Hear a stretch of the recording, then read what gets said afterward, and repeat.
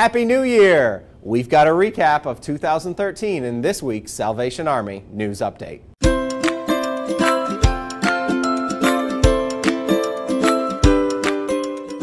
First of all, Happy New Year and welcome to 2014. We had a great 2013 and wanted to share some of the highlights of the past year with you.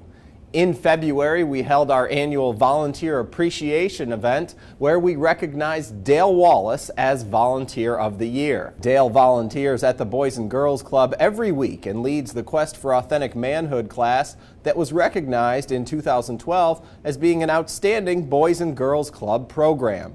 Also in February, Miaja Palmer was named Youth of the Year at the Salvation Army Boys and Girls Club. Miss Palmer went on to the regional competition in Newport News and plans to attend Norfolk State in the fall and is still an active member at the club.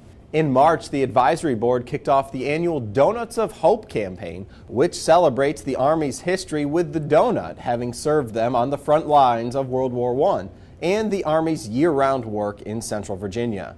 In May, the Salvation Army Boys and Girls Club hosted the inaugural Hoops for Health and Healthy Living Festival. The basketball tournament and outdoor festival gave people a chance to see the life-changing programs offered every day at the Boys and Girls Club in Church Hill and educate and empower area residents to make healthy living choices.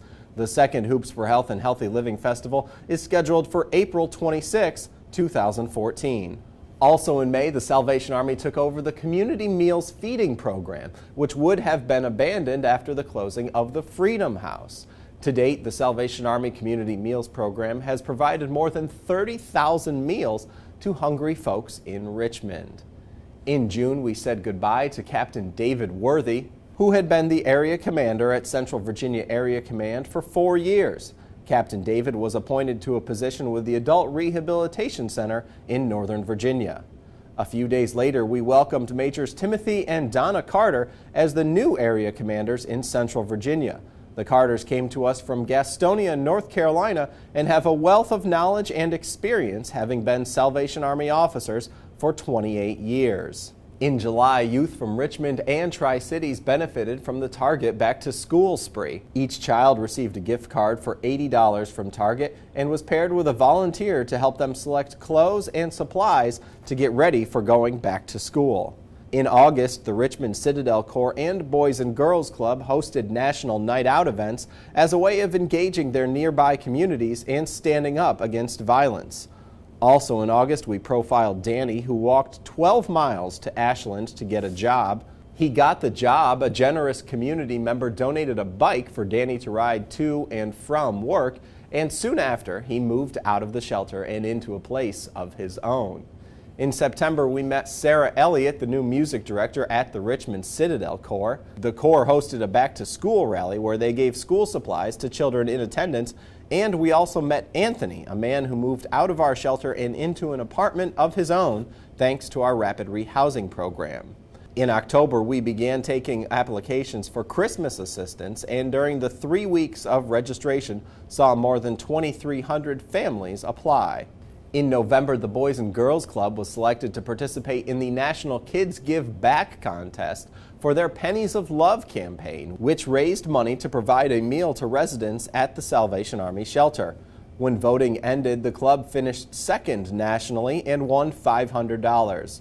We also had a Christmas kickoff at Short Pump Town Center on November 15th to mark the beginning of the Red Kettle campaign and Christmas season for the Salvation Army in Central Virginia. In December, we had many campaigns in full swing, including Angel Tree and Fox Holiday Socks, as well as support from the Richmond Times-Dispatch Christmas Mother Fund and Puritan Cleaners Coats for Kids campaign. We had great community support through all campaigns and partnerships, and on December 16th, cut the ribbon to the Christmas Distribution Center and began Christmas distribution. Over the 5 days of Christmas distribution, we provided Christmas gifts to more than 4,800 children, all thanks to your support.